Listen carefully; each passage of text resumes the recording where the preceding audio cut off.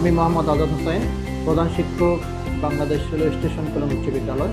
তো আমরা বিশেষ করে বিদ্যালয়কে আমাদের ছাত্রছাত্রীদের পড়াশোনার সুষ্ঠু পরিবেশ নিশ্চিত করা এবং তাদের মেধা বিকাশের জন্য পরিবেশ তৈরি করা, সার্বিকভাবে আদর্শ নাগরিক হিসেবে গড়ে তোলার জন্য তাদের জন্য বিভিন্ন পরিকল্পনা গ্রহণ করা আমাদের দায়িত্ব।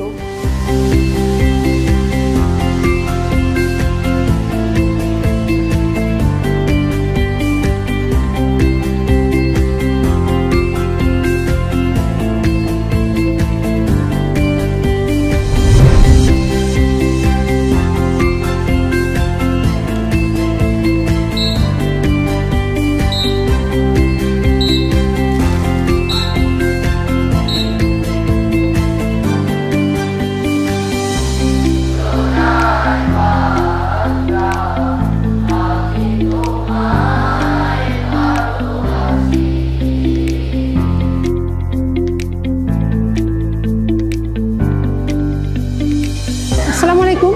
রেলওয়ে স্টেশন কলোনি হাই স্কুলে আমি অনেক আগে থেকেই পরিদর্শনের কাজটা করে থাকি, প্রায় 2007 থেকে। আজকে 2025-এর যে অবস্থানে এসেছি, আসলেই অনেক সুন্দর হয়েছে। স্কুলটা অনেক নাজুক অবস্থায় ছিল, সে তুলনায় আজকে অনেক ডেভেলপ হয়েছে।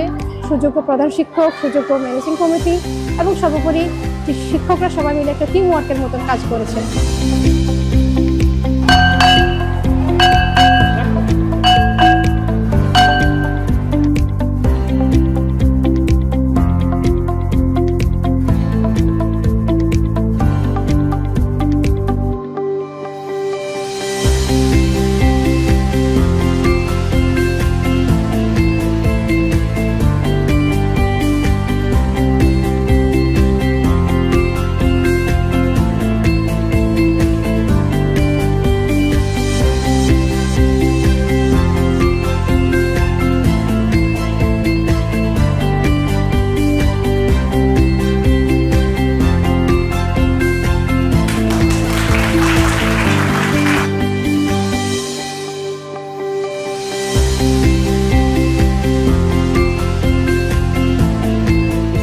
চট্টগ্রামের প্রাণকেন্দ্রে অবস্থিত বলেই এটাকে মানে আনার জন্য পড়ালেখার পাশাপাশি নৈতিকতা, আচরণ, এরপরে নিরাপত্তা, মনোরম পরিবেশ, সঠিক পাঠদান এবং বিশেষ করে শিক্ষকদের যে মোটিভেশন, শিক্ষকদের কর্মচাঞ্চল্য ইত্যাদি ফিরিয়ে আনার জন্য আমরা চেষ্টা করে যাচ্ছি এবং যাতে করে আমাদের কোমলমতি বাচ্চাগুলো খুব স্বাচ্ছন্দ্যে পড়ালেখা গ্রহণ করতে পারে এবং বিদ্যালয়কে যাতে তারা ভালোবাসে এবং যাতে কোনো উপস্থিত না থাকে, এই জন্য আমরা চেষ্টা করে যাচ্ছি। এবং তাদের নিরাপত্তার জন্য আমরা টোটাল স্কুল ক্যাম্পাসকে আমরা সিসি ক্যামেরার আওতায় নিয়ে এসেছি।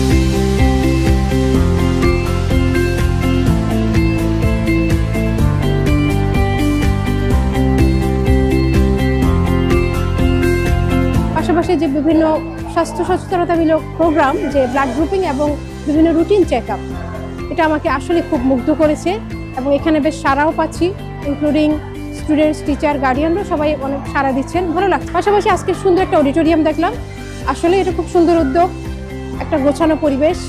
ওভারঅল এই স্কুলের সার্বিক অনেক উন্নতি আমি কামনা করি এবং এই সুন্দর পরিবেশে আমাকে আমন্ত্রণ জানানোর জন্য আজকে আবারও দেখার সুযোগ হয়েছে। অনেক ধন্যবাদ সবাইকে। আসসালামু আলাইকুম।